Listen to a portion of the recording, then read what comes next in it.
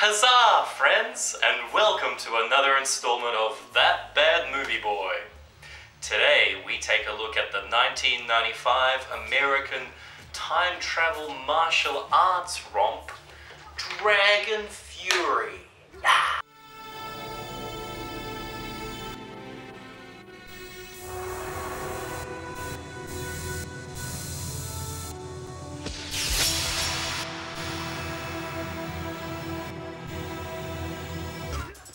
Anytime a movie attempts to deal with time travel, which is obviously a really scientific and complex sort of topic, it should treat it with nuance and intelligence and at least attempt to use some kind of physics and logic. Not so with Dragon Fury. Dragon Fury is one of the absolute dumbest movies I've seen, in everything from acting, plot, fight choreography, but that's what I like for some reason. So let's dive in. Okay, so here's the cover. On it, you see a generic mulleted 90s looking action guy wielding a sword. On the left is an ominous man in profile. I'm gonna guess that this gentleman is one of the villains in the film. And on top of him is a badly pixelated man who may or may not be the same guy as the sword wielder. The tagline is, "The future has just unleashed the ultimate warrior." If only this movie was actually about unleashing the ultimate warrior. It's directed by this guy, David Heavener, who's made a lot of other B-movies with badass sounding two-word names like Angel Blade, Prime Target, Outlaw Force, and Twisted Justice. Although, if I was ever a professional wrestler, Angel Blade is definitely in my top 5 name choices. So Dragon Fury starts off with another random battle where men clumsily chase around other men and kill them for some reason. Who are they? Why are they doing this? Should I be caring about this? I don't know. I just don't know. After a few minutes of this mindless slaughter, we see a guy get ritualistically slaughtered by some menacing men, and the lady and a girl with dirty faces try to act distraught. What I've managed to glean from this blurb is that it's the year 2099 in the post-apocalyptic future, of course, and a giant earthquake has destroyed civilization as we know it 100 years prior. Now, I'm not a seismic geologist by any means, but I find the idea of a worldwide earthquake to be pretty silly, especially one which sends mankind back to using swords and medieval tribal social aspects like these people are exhibiting. And even then, it's 100 years after the earthquake struck. Surely mankind could have been able to rebuild modern-day civilization in 100 years, right? So we also find out that mankind has been hit with a nondescript plague, which makes your face dirty and lumpy like these girls, and the only people with medicine and cures for the plague are apparently the menacing men who were slaughtering everyone at the beginning. They seek to profit from the plague victims, killing anyone who doesn't bend to their will. They're a mystical order of emotionless fighters called the Dragons, and they have a reasonable amount of fury. Dragon Fury. There are so many things wrong with this premise. If these people are trying to profit from the plague by selling the cure, then why doesn't someone just buy it and reverse engineer it and then give it away freely? Did the massive earthquake rob mankind of intelligence as well? The leader of the Dragons is this guy called Vesta, played by veteran character actor Richard Lynch, who's actually a very decent actor who took a lot of crappy roles in his career, in a similar way that Donald Pleasence did in the 70s and 80s. This image should indicate what kind of roles Lynch is known for. So before long, our hero shows up and proceeds to ruin the Dragon's day by beating everyone up or killing them. Of course, the dragons fight him in that classic bad movie style of each guy waiting their turn rather than all attacking at once. Also, he's dressed exactly the same as the dragons, which makes this whole thing confusing as heck. Our hero here is named Mason, a doofus with a sword and a glorious 90s mullet, here played by a professional sword master named Robert Chapin. He proceeds to save the two girls and escape on his motorcycle. So these people can't rebuild modern civilization, but they can maintain motorcycles 100 years after the world ended? Mason and the girls arrive at the hideout of the Resistance against Vesta and his dragons. But the Resistance seems to consist of just 3 people. Mason, this pathetically nerdy scientist/innkeeper style man called Milton. Milton? And Mason's girlfriend, whose name I actually didn't catch being said even once during the movie. Eventually, the dragons arrive at the secret hideout to wreck everyone's day, but not before Milton lets Mason in on a secret. He's built a time machine in the basement in an attempt to get the cure for the plague before the dragons can get it and monopolize it. He reveals his plan to go back to 1999, one day before the earthquake that destroys civilization, and acquire the serum from the guy who originally created it 100 years ago.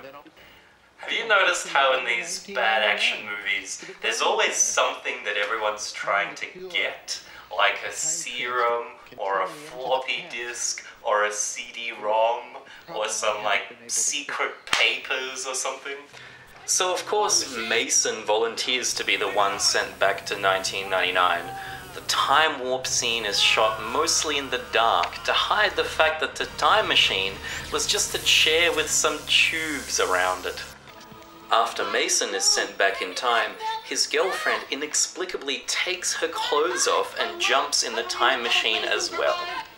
In pretty much every low-budget action movie, there's bound to be some nudity, but it's always in some kind of context. People don't just take their clothes off for no reason. This is possibly the only time I've ever seen someone take their clothes off for absolutely no reason. Vesta then decides to send his 2 most badass dragons through time as well, to stop Mason getting the cure. Yeah, check out that awesome font on Los Angeles 1999. So Mason wakes up in the past with mild amnesia and is cared for a while by this hot doctor. Meanwhile, the 2 evil guys appear in an alley and are inexplicably attacked by some hoodlums, in a scene that is very obviously trying to imitate a similar scene in The Terminator. Cue awful fight choreography. However, the most bizarre materializing in the past scene is relegated to Mason's girlfriend, who here appears topless in a hotel room. Watch the start of this scene and tell me if it belongs in a movie called Dragon Fury.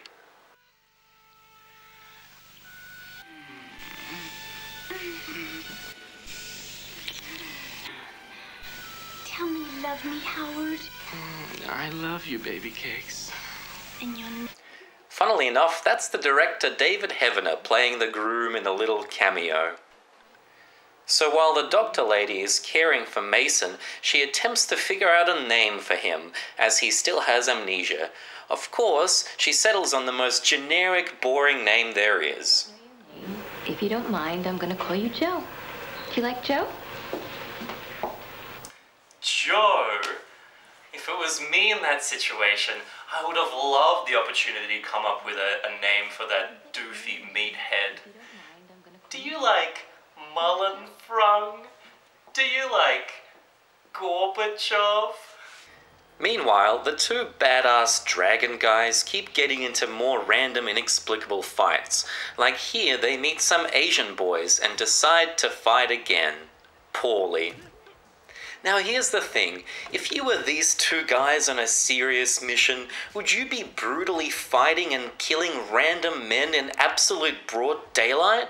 I mean, that's just going to attract attention from authorities and surely hamper their evil plot, right? Jeez, these guys are dumb. And in another apparent nod to movies with emotionless killing machines like the Terminator, the two guys walk mechanically and completely in sync with each other, like they're robots. Throughout the whole movie, Mason has a very deep concern for the plague-affected children of his own time. And like some kind of mulleted Helen Lovejoy, always lets us know about it. So with that, let's take a look at the top 4 Mason moments of concern for the children in Dragon Fury. Milton? Let's save the children. Milton? Must save the children. Milton? They're all so healthy here. Who? Children. Milton? Listen to me! For the future. The children. And another thing, the soundtrack in Dragon Fury is so lazily composed. I mean, even in the worst, most low-budget Italian sci-fis of the 80s, you could at least count on having a badass space disco prog soundtrack. But not so in Dragon Fury. In Dragon Fury, it's just a guy holding down ominous synthesizer notes for ages. Just listen.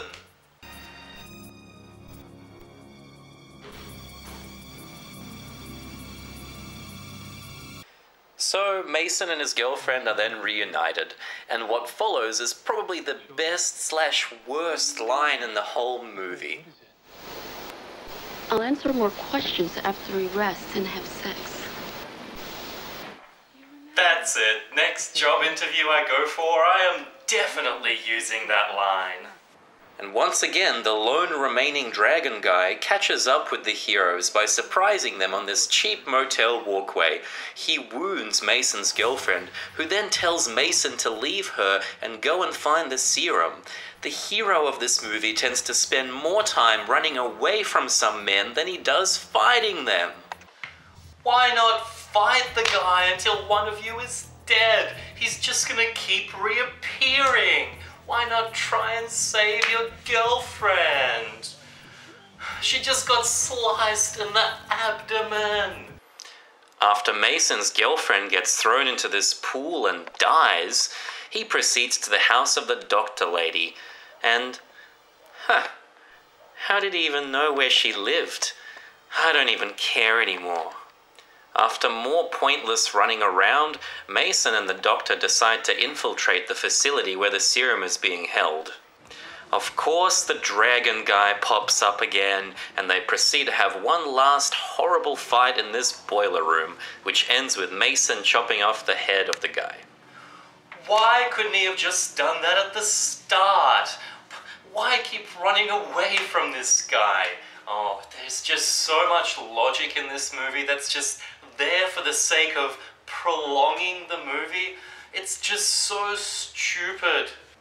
And so at the end, when Mason is about to head through the time portal with the serum, who should appear but Vesta himself? He and Mason square off for a while.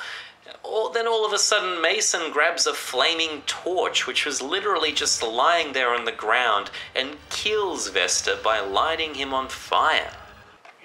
Mason convinces Sexy Doctor to jump through the time portal with the serum, and by doing that basically sacrifices himself to stay in 1999 and most likely die in the earthquake. Sexy Doctor is then shown living in a paradise-like world in 2099, where all the children no longer have diseased little faces.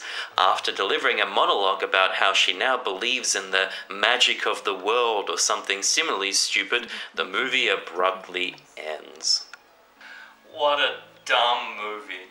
So many stupid things happening, so many plot holes, illogical things. I'm actually dumber from having watched that movie. but I hope you've enjoyed watching it with me. I'm gonna give it 5 little suns out of 10. So until next time, I'm that bad movie boy, and bad movies rule! How about a blueberry pokey?